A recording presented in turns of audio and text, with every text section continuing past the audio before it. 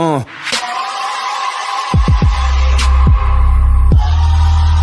Hallelujah. Yeah.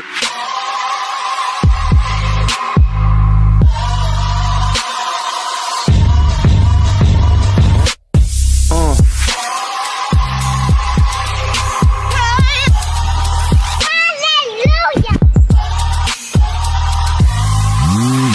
Yeah.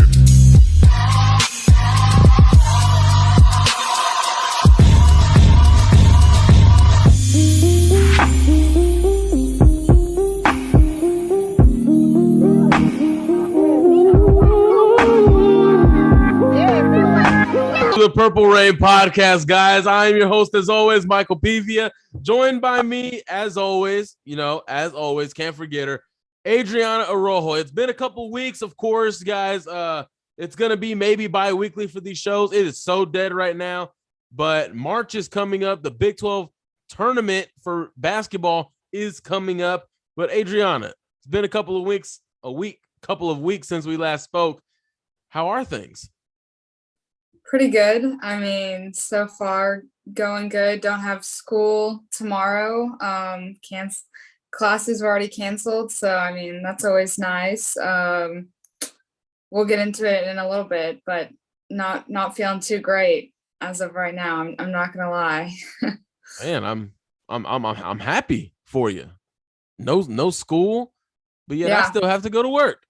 So, well, I mean, technically I live at my job, so oh well. But anyways, guys, this is not the episode in the lives of Michael and Adriana. No, this is going to be about a TCU basketball team, and some things have been happening since we've been gone. There's been a few games that have been played. Huge scare went on in Waco when TCU went down there.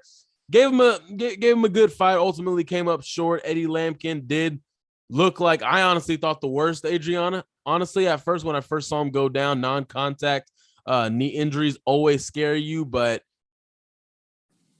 I would have never guessed the moment I saw him go down that I would have seen him playing basketball a week later. I would have never guessed that. So let's get into a couple of the, some of the updates for TCU. Shout out men's tennis for winning a national championship. That's big. National championships coming to TCU, coming to Fort Worth. More, preview of coming events when it comes to March and hopefully next December and January, hopefully, in regards to championships. Also baseball off to a hot start. I think TCU is always going to be a baseball school. Don't you think? Yeah, I mean, maybe that'll change soon. I mean, as not them like other sports. Yeah. More prominent. Yeah. Hey, school. right. I mean, That'd be cool. That would be cool. That would be cool. Kirk Sarloo's taking over, off to a hot start right now. I believe they just got a huge win. It was like 11-1. And they swept Houston. They suffered a tough loss to Cal, but other than that, guys, we're not going to talk baseball. We're going to get into the basketball version of things, guys. We are in the middle of a slump right now. All right, we have suffered losses to Kansas State, to Texas Tech, Texas. We're losing some games right now. Okay, and the last time we were here, we spoke to you guys about this last part of the schedule, which was going to be hard. You're going on the road to ranked teams. You're going to be at home against ranked teams. You still have Kansas 2 games back to back and no break in between them, back to back. And that's still going to be tricky. I know, like they say in the NBA, it's hard to be a team back to back in the middle of a season. So the game that I do want to talk about first is going to be the West Virginia game. TCU did win that game 77-67. And it was really off the heels of some good defense. Emmanuel Miller, Damian Ball, Eddie Lampkin did not play in this game, obviously, for the scare that we talked about in Waco. He was playing tonight against Texas. We'll get to that here in a little bit. But when it came to West Virginia, the game, it was a typical West Virginia TCU team. West Virginia whether they're ranked, whether they're competitive, they're always going to play tough. That's what a Bob Huggins basketball team is. They're going to play you tough. And I didn't even know this. His name escapes my mind, but he was probably their best player. And he actually played junior college basketball at my hometown junior college, Temple College. I didn't even know that. I did not know that. And they were going through his history. He played basketball at Temple College, went to Temple College, transferred to West Virginia. I'm like, okay, I completely missed that. But nice to know that a future, Mountaineer was actually in my hometown playing some basketball, and I didn't know about it. But in the last 5 minutes, that's when TCU really turned it up. Okay. Mike Miles came alive. Emmanuel Miller started making plays. Defense is going to be a good thing that we've learned about this team already. They're going to play defense night in and night out. And Adriana, I'm going to pass the keys to you on this one. Again, I want to say you were in the house for this game, right? This is the one I had class for. So normally I have like Monday night class, but because this game was like rescheduled for a Monday night instead of a Tuesday night, I wasn't able to go. But I was on my computer keeping up. So see, guys, whenever Adriana tunes in, there's always good luck. When she's not tuning in, we're losing. When she is tuning in, we're winning. Are we just not invested in every game? No, wait, hold on. Who knows? We could probably be 26-0 right now if Adriana was watching them constantly. That's, I honestly, this is the first game that I think this is the first game that I've missed, actually. I think it is. I think after every other one, I think you started going to all of them, and then they started getting good. Everybody started noticing, and I remember you gave us the story about, the ladder when you were always going there. The ladder was there, and man, guys, y'all got to check that episode out. Yeah, it's already this is the first one I've missed, which I was really disappointed. I contemplated skipping class. Mom, if you're listening, I was actually at the game at like 6, and then I decided maybe I should go to class because I probably have a quiz, which I did. So don't worry, Mom, I went to class. But yeah, I kept up on my laptop. We stayed, from the looks of it, like we stayed composed, even though we were pressed. I think like that's probably one of my biggest things is end of games. We always get rattled by that, and we just seem really unprepared and kind of lose everything we've done up to that point. But I think that was probably one of my biggest takeaways is like we stayed in composure and we're able to handle that. I know one of my biggest kind of gripes, I guess, of the game was the 10-0 run to end the half. The first half, that was really frustrating. We were doing really good. West Virginia called timeout. I don't know what they said, but obviously it worked because they went on a 10-0 run. And then all of a sudden we were only up by 1 going into the half. So that's really frustrating because it's things like that and runs like that we've seen throughout the season and really affect leads and are game changers. And obviously the West Virginia game, we were able to win, but that hasn't always been the case in all of the games this year. But I think in general, like this was a good game. Emmanuel Miller really stepped up. Who was it that started for Eddie Lampkin? Cork. Yes, he stepped up as well, played really good. I think he had like 10 points. So he really played his part. That was awesome to see. And I think just in general, like point distribution has been so much better. And that's something we've seen throughout the season. It's been progressively getting better and better and better. And it's nice that even without Eddie Lampkin, we still have another guy that can start and contribute that much. I think that would probably be my biggest takeaway from that game is, next man up, and he was able to significantly, play a big role. So that was awesome to see. And that was the West Virginia game, guys. Right now, we're actually going to get into the game that actually just wrapped up about maybe an hour or so ago. And that was the TCU Horned Frogs taking an L to the ever so hated Texas Longhorns, of course, guys. Chris Beard and company definitely got the dub against the TCU Horned Frogs. It was a game that the Frogs really controlled, Adriana. They controlled for, I want to say, over maybe 80% of this game. They controlled it. They were rebounding. They were playing defense. They had about maybe 8 turnovers in the first half, which led to, I think, 12 of Texas points, which they had 30 in the first half. It was 35-30 at halftime, TCU leading. And it's just like, what flipped? Because I believe at maybe somewhere around the 10-minute mark, a timeout was called. Texas comes back, and it's like TCU's just rattled. Like, they were pressing the same way they were the entire game, and TCU was doing a great job against it. They were doing passes left and right. I'm honestly actually pleasantly surprised by everyone's ability to start passing and handling the ball. I'm going to get on that here in a little bit, but it's just the shot making left, the free throws. I haven't gotten into the numbers, but when I watch these games, we're not hitting the free throws. Like, at the biggest spot, we're not hitting free throws at all.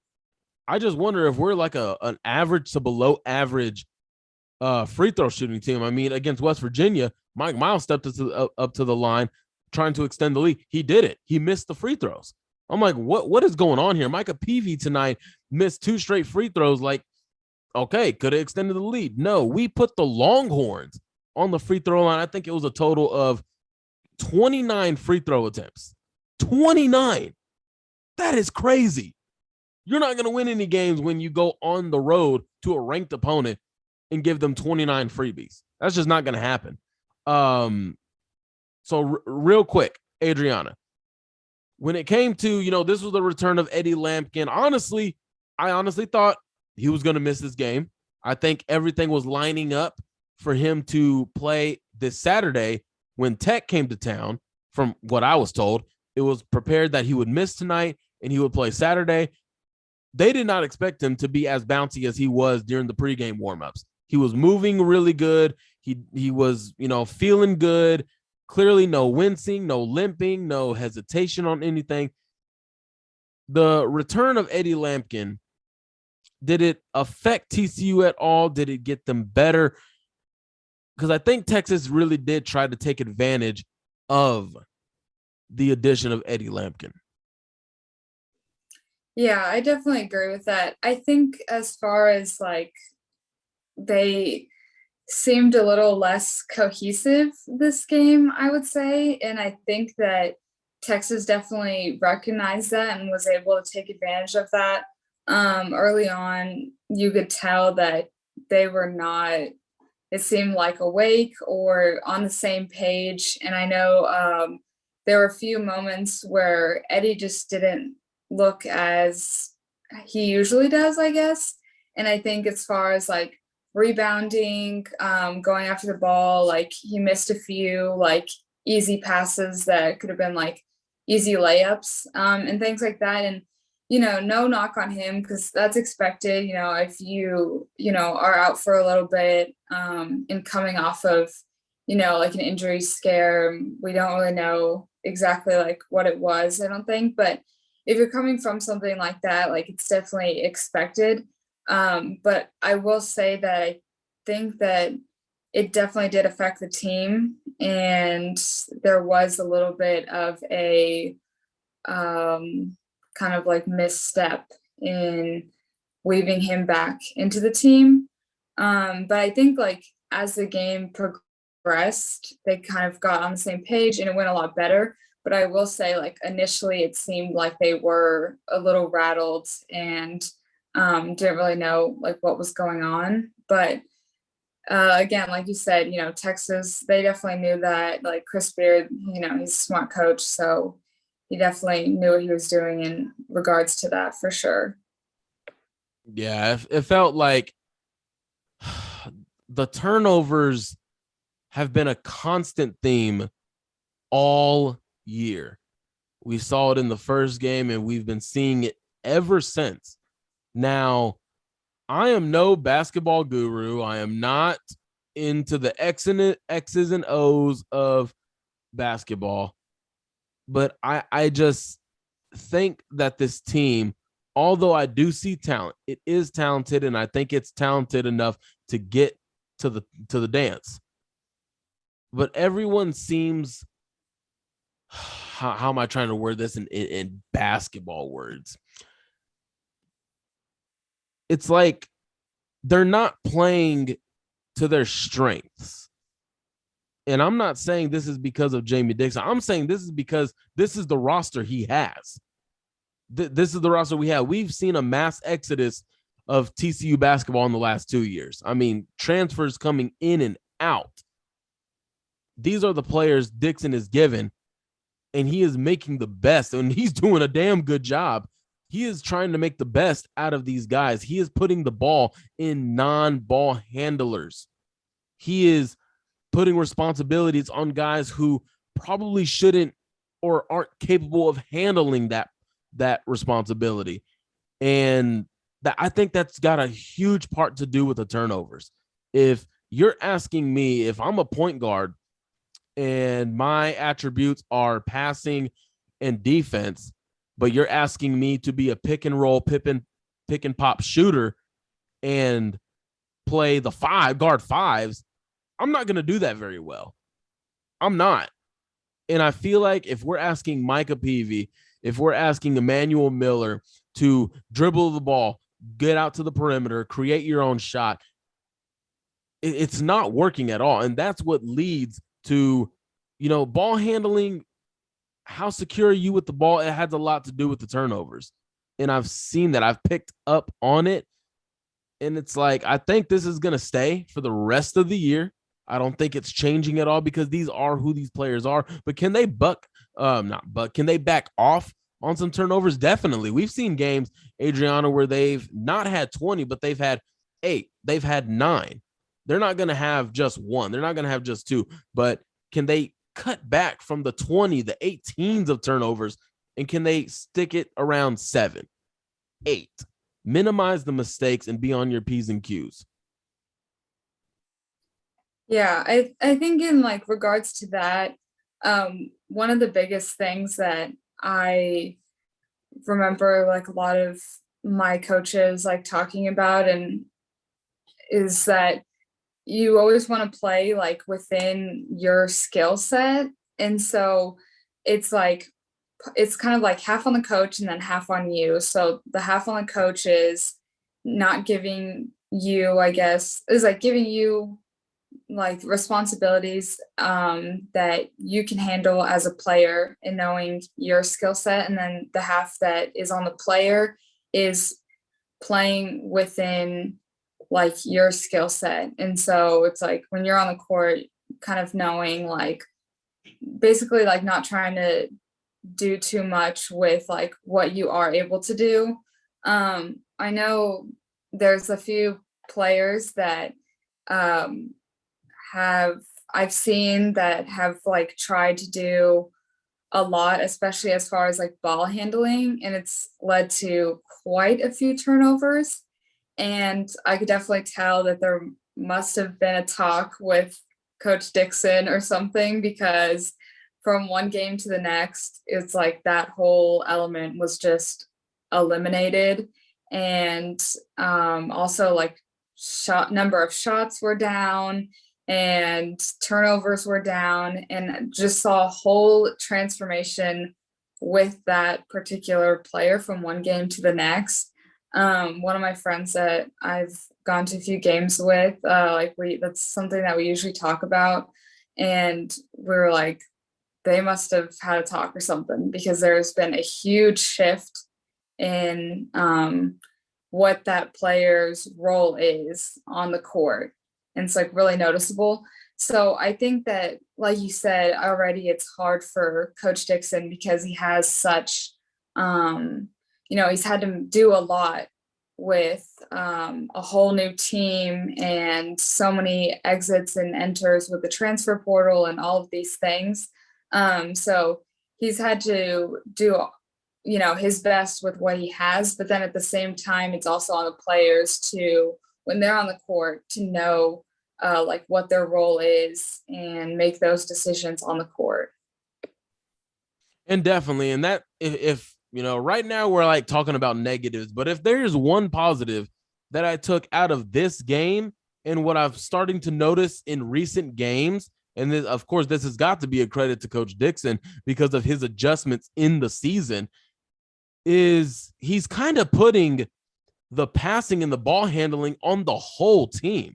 He's not just relying on Mike Miles anymore to get out of a trap, to get a play set up. He's now putting the ball into the hands of Damian Ball, who was, sort of the point forward when Mike Miles missed that game against Kansas State. He's putting the ball in Damian Ball, Emmanuel Miller, Chuck O'Bannon, Micah Peavy starting to get some run. He was definitely putting some handles on the floor tonight that were looking very, very suspect, but nonetheless, he was trying. I'm actually, and I like that. The fact that they were getting out of the traps really well going up the court, because that's what, at this point, teams who are doing their homework, they're seeing that teams have had some success pressing TCU because, they have one true ball handler. Now, I've never been in practice. I didn't go to the purple and white game. I don't know what that depth on the bench is at guard. I don't know what it is. So why are we not dipping into the bench for that? I have no idea why. I can't comment on that because I really don't want to sound ignorant on this. But I really like the fact that everyone is getting their hands on the ball. No one's just standing anymore, Adriana. No one's just standing anymore, setting screens. They're starting to get the ball. They're starting to actually run a play themselves. They're trying to set up Eddie Lampkin in the post, get Damian Ball in the post, get Cork when he is in the game, get him in the post. I actually like this, and I think this is a good recipe, especially if you're going to try and make some noise in the NCAA tournament. First, you got to get there. Which games are they going to win? You got Texas Tech coming up this weekend. You got back-to-backs against Kansas. The next one after that is West Virginia, which is a must win. You did just beat West Virginia, which was a huge boost to your NCAA hopes. You were a 10 seed. Now you're projected to be a 9. Losing to Texas, that's a quality loss, as you would say.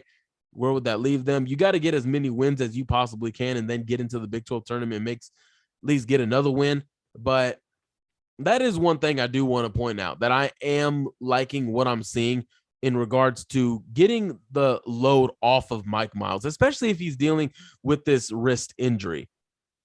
Relieve him of some of the duties. If you're going to get pressed, put the ball in someone else's hands first when you inbound the ball. That's another thing that I realized tonight. Mike Miles it's almost like it's a set. Okay, this is the plan. Mike, don't get the ball when it's inbounded, but you're going to draw attention. That means that's going to free someone else up. Get them the ball when they get trapped. Now we get the ball in your hands. You lead us up the court. I'm not a basketball guru, so I'm just saying what I am seeing. Adriana, like, you gave a far more better professional description of what I was trying to say earlier. Can you one-up me again in what I'm trying to say? As I would say for like ball handling and stuff and bringing the ball up the court, like the biggest thing for me, kind of going off with what you said, is when everybody is able to like handle the ball and everybody is like a threat as far as that, it makes it a lot harder to press a team. And I think, like you said, like that's what we're seeing. Everybody kind of is like expanding their skill set. And I think too, whenever like Mike was off the floor, usually the other ball handler would be Francisco. And when it would be him, I think it would honestly put a lot of pressure on him, because a lot of times teams would know that he is like the secondary ball handler, and like probably not as comfortable with that. and usually would go at him pretty hard. And I think usually the 4 other like teammates like on the floor would be like, well, you know, like he's got it. But it's not the same as when like Mike is on the court. So I think now that everybody feels so much more comfortable like bringing the ball up, it's not so much pressure on Francisco when he is like the point guard when Mike is out. So that's been a lot better. Kind of like you said, just knowing that there is that option for everybody. But yeah, definitely tonight, seeing more of that. Just lost our composure a little, but like you said, there's positives. And I think, again, the biggest thing is like Jamie Dixon is making good adjustments. It's just these small things that keep adding up: turnovers, free throws, layups, like super frustrating, but fixable for sure. And all of this, I mean, all of this experience against tough teams like a Texas Tech, like a Texas, like a Kansas, like a Baylor, which they've been in all of these games, is if you get to the tournament, odds are you're probably going to face an inferior opponent compared to those other schools, but you've been in the best conference in basketball. You've been through adversity. You've been in tough games. You've been in those moments. This is all good experience right now. Now, when we're going to talk about March, you know, right now, it's that time of year to start looking at projections. It's kind of like in the NFL or the NBA. Who's going to be in the play-in tournament? Who's going to be secure in their playoff seed? Who's going to be, you know, just looking at the playoffs right now. Right now, TCU is projected to be a 9 seed. Yes, that's right, a 9 seed. I'm just as surprised as you are, because the last time I checked, they were an 11th seed. But after the win versus West Virginia, they are now a 9 seed. Now, the win against West Virginia isn't shooting you up 2 seeds. What's really doing it for TCU is having quality wins over Georgetown, Texas A&M, and LSU, 3 programs that have actually been winning lately. So your quality of wins over those teams starts getting higher and higher and higher the more they start winning. And again, that's why non-conference is so important. Win as many as you can, especially against the bigger schools. And right now, the field that I'm looking at, they're projected to be in the East region in Philadelphia. If it started today, they'd be going up against Wyoming. Okay, the 8-9 matchup. And then if they were to win that game, they're probably going to run into Gonzaga, because that's who's up next afterwards. And I probably wouldn't watch that game, honestly. But anything is possible, guys. Anything is possible. So right now, TCU's just got to fight. I mean, that's what they're going to do. That's what a Jamie Dixon-led team is going to do every game, because every win is going to matter. Right now, the fact that they're a 9 seed, it is a good thing. You know, when all is said and done, they might be a 12. You know, get that. What is that matchup? That 6-12 matchup, I want to say. No, 7-8. 7, 8, 5-12. 5-12. Okay, 5-12. Yeah. You're probably that's going to be ideal spot. Yeah, that's the spot right there. Hey, I like the 5-12 matchups for the 12s. Anything is possible in March. We've seen that. Obviously, Michigan State, Syracuse, Louisville, those teams have lost as 5s going up against 12s. And I think that's really it for right now on basketball. Other than that, from what I've heard, Eddie Lampkin is fine. As you can see tonight, he was playing. He did go lower on minutes. I think that was really just because of foul trouble and possibly just, you know, load management. Well, I don't want to say load management in college, but yeah, you know, Andrew Jones for Texas seems like he's been there for 10 years. Was doing some good things for them, you know, rebounding, defense, timely steals. You know, he's been a staple for the program for a while. First class kid, plays hard every night. Not sure if the NBA is a reality for him at this point. I think he's in he's been there a while, so I don't know, but I hope the best for him, man. He's always playing hard every time I turn the TV on to watch a Texas basketball game. So other than that, anything to close out for the basketball segment, Adriana? Oh, probably only thing I would mention that is super random, but I just think is cool is that Eddie Lampkin has like a NIL deal with the like Chicken Express on Barry, like the one by TCU. It's like the Eddie and one. I think it's like I forgot what meal it is, but it's like a number.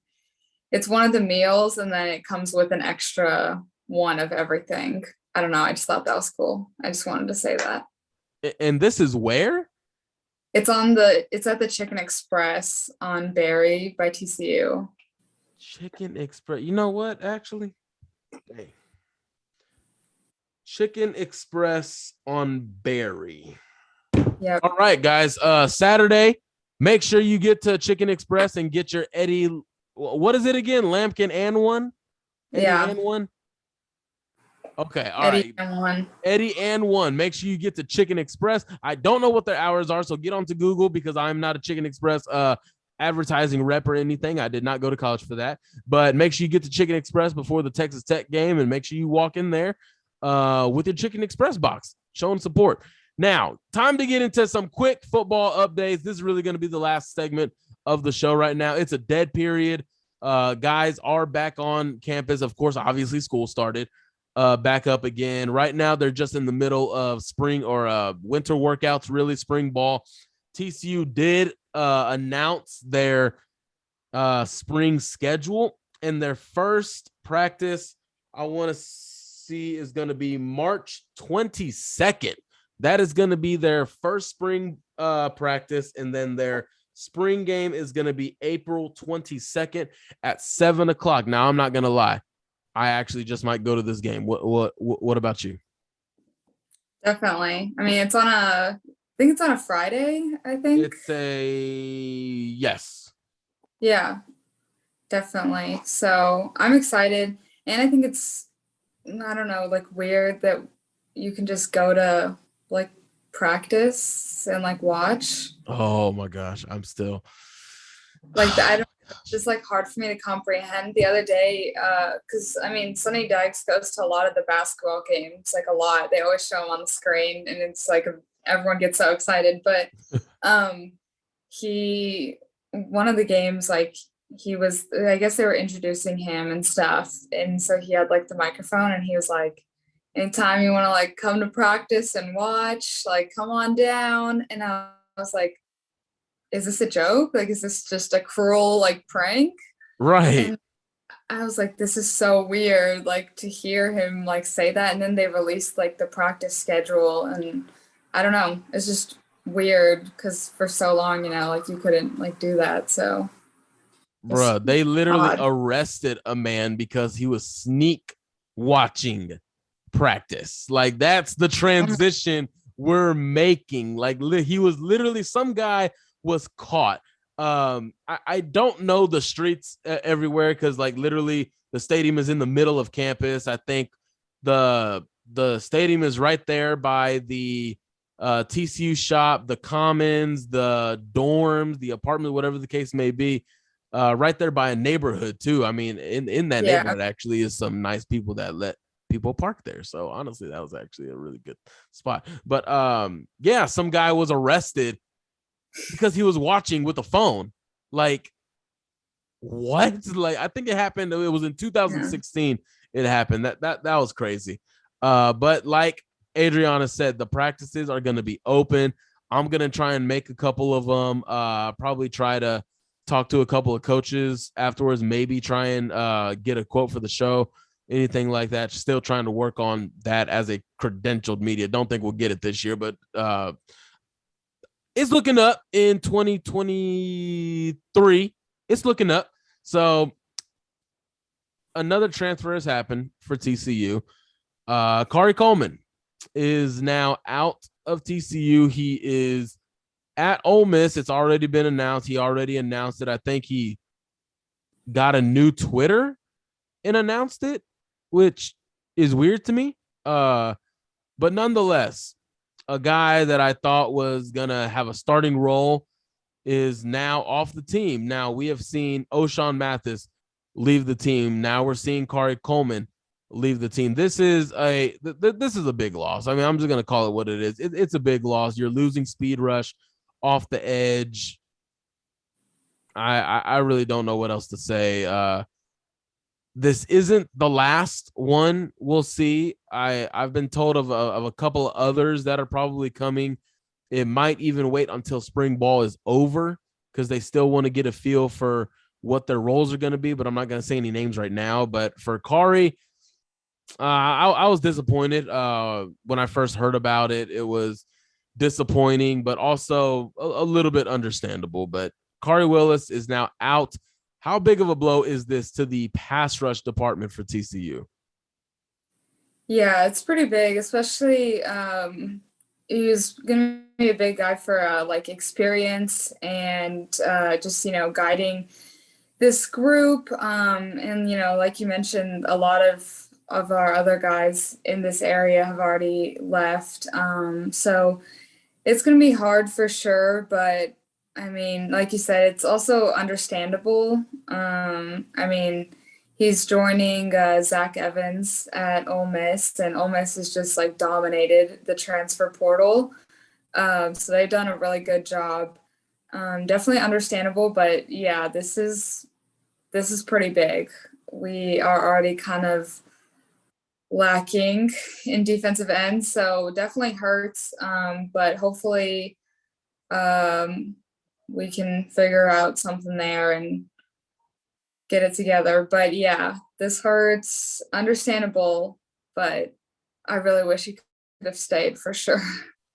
It does hurt, and like you said, I don't know what is going on at Ole Miss. I really don't. Like I would have figured maybe USC because their team sucks right now. I know they got Lincoln Riley. I know they got Caleb Williams, but that team sucks. Okay. I figured people would go there. I figured, maybe if you're going to go to SEC, maybe Alabama, maybe Arkansas, who just had a good year, maybe, but Ole Miss. I mean, we still whooped their ass in the Peach Bowl. It's still their worst loss in school history. It's still owned by us. So I guess have our players. You still have that embarrassment from 2014. So I guess, but another potential transfer that was a transfer, but then it wasn't. Defensive end Landry Watson. Okay. He did submit paperwork for the transfer portal. Now, the way it works a little bit, I've gotten a little bit insight on how it works. Once a player submits paperwork for the transfer portal, the school has 24 to 48 hours to submit that paperwork. And in that window, the coaches are allowed to visit with said player. So this means once Zach Evans submitted paperwork, there was a conversation that was had. When O'Shawn Mathis submitted paperwork, there was a conference that was had. There's always conversations. Now, I don't know the details of why he was going or what persuaded him to stay. I'm not going to say he's a lock to be on this roster in the fall because, again, spring ball has to happen. He has to figure out what his role is going to be, playing time. Pretty sure NIL probably has something to do with it, although he does have a deal currently right now, I believe, with a game card organization. So right now, it's really quiet, but I am glad Landry Watson is here for right now. He was one of the most highly sought after pass rushers in his draft class. He did get offers from Ole Miss. He got offers from Baylor, from Oklahoma, from Arkansas, from Auburn. Those were like some of the top schools. Oregon, USC. He got offers from these schools, and he is going to stay here. I really want to see him as a starter. I like the length. From remembering what I saw from high school film, I really like it. He has bulked up a little bit, and I think his type of body frame is different than Kari Coleman. Kari Coleman is a speed rusher, a little bit thinner with speed. Landry Watson is a thicker, stronger, longer defensive end, which is a little bit more required in this 3-3-5 system that Joseph Gillespie is going to run. So I am happy Landry is going to stay here for a while. It's still not set in stone. He will be suiting up in the fall, but for right now, I am glad that he is at least giving it the chance, and he's going to stay and he's going to perform for spring.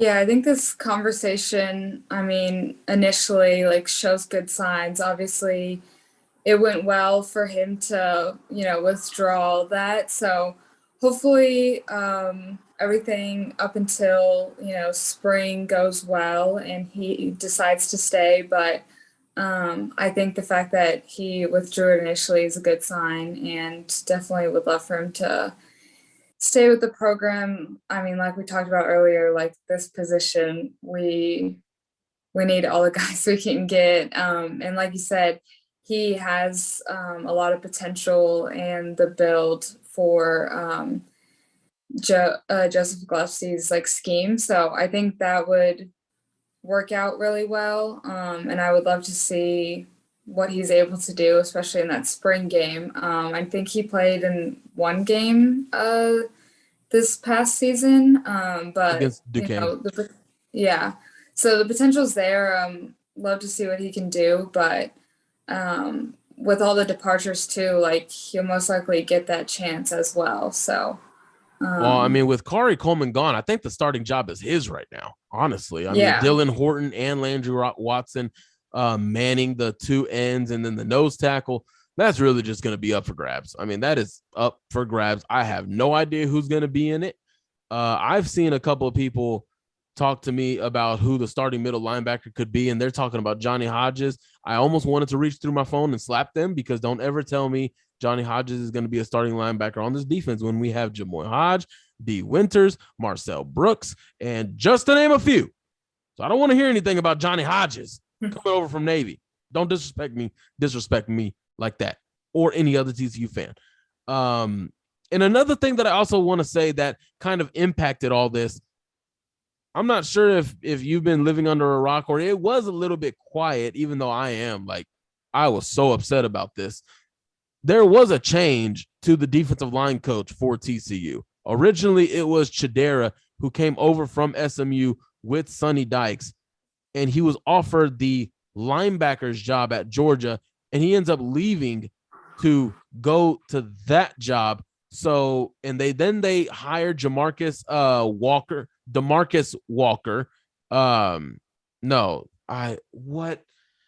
I think I'm thinking of two different people right now, guys. I'm sorry. They did hire a new defensive line coach. That could be why Kari Coleman submitted paperwork. That could be why Landry Watson was thinking about, because we all know Chidera was building a relationship with the current stable of pass rushers that we have. If we recorded this last week, I probably would be going off right now, but I do want to say that it is far, far, far too calm when coaches want to leave programs for horizontal moves in their careers. But the second a player puts in transfer papers, puts in, someone in the NBA, somebody in the NFL asks for a trade or wants out to go to a better team, whatever the case may be, they're dogged for it. Chidera was on the job for 2 minutes. He got here in late November. He was gone before February. You went and recruited. You recruited like Sonny Dyke said, it's important to recruit what you have already. You went through all those conversations. And then once Georgia starts calling, I'm out. I don't really expect, I can't really get mad, because I literally just saw what you did to SMU 3 months ago. So it doesn't really throw me off too much, because we already see the kind of guy he is. So it kind of pisses me off that it just rubs me the way. He's not a TCU anymore. I don't want to get too deep into it, but it really pissed me off when I was told, he was really talking and selling TCU. And then once a big school calls, boom, peace, I'm out. It's such a lateral move. Yes, you're going to a bigger school, but you're going to coach linebackers. You're not going to be a defensive coordinator. You're not going to be a play caller. You're not going to be quality control. You're not going to be co-defensive coordinator. You're not going to be assistant head coach. You're not going to be any of that, because quite frankly, from what I'm told, you're not that good of a head coach material. So it really pissed me off because I do know a couple of players were disappointed in that decision. It really just pissed me off. I'm sorry. That was like my little mini rant out of the last 2 weeks. So Adriana, anything else to close out the show? Probably only thing is I know like in the past we've talked about how important like building those relationships are and how important like that is and how that impacts so many decisions. So I mean I definitely get what you're saying and where you're coming from because it's kind of hard to make a lot of progress in that when you're trying to do that and big changes like that happen. So definitely understand, but it'll be interesting to see where this football team ends up. And I'm really excited for spring football, especially because, I mean, like I said, practices, all of that is open, which is, like I said, so crazy to me, but I'm very excited about it. When they release the schedule, all the times and dates, I don't know, kind of hard to believe, but I can't wait. So that'll be cool. And we got some big games for basketball coming up. So we'll see. There you go, guys. We're going to be back. Oh, man. Depending on what, I'll say this. If we grab one of these games against Tech or Kansas, we'll be back next Wednesday. If not, we're probably just going to let the regular season ride out, see what happens in the Big 12 tournament, and then come back with you because we're going to have a lot of talk about the tournament. We're going to talk teams outside of TCU. We're going to talk about the field. We're also going to give, if there's any other updates about football, we'll give it to you there. But guys, if you're not already, follow the Purple Rain podcast on Twitter, subscribe on YouTube. Of course, we're on Apple Podcasts, Spotify, all that stuff. Guys, thank you for listening. She is Adriana Arojo. I am Michael Pevia. Thank you for listening to the show. Go Frogs and go to Chicken Express and get the Eddie and one. Okay, I don't know what it's like, but I might just go up to Forward during my lunch tomorrow and grab it and come back to work. So other than that, see you later.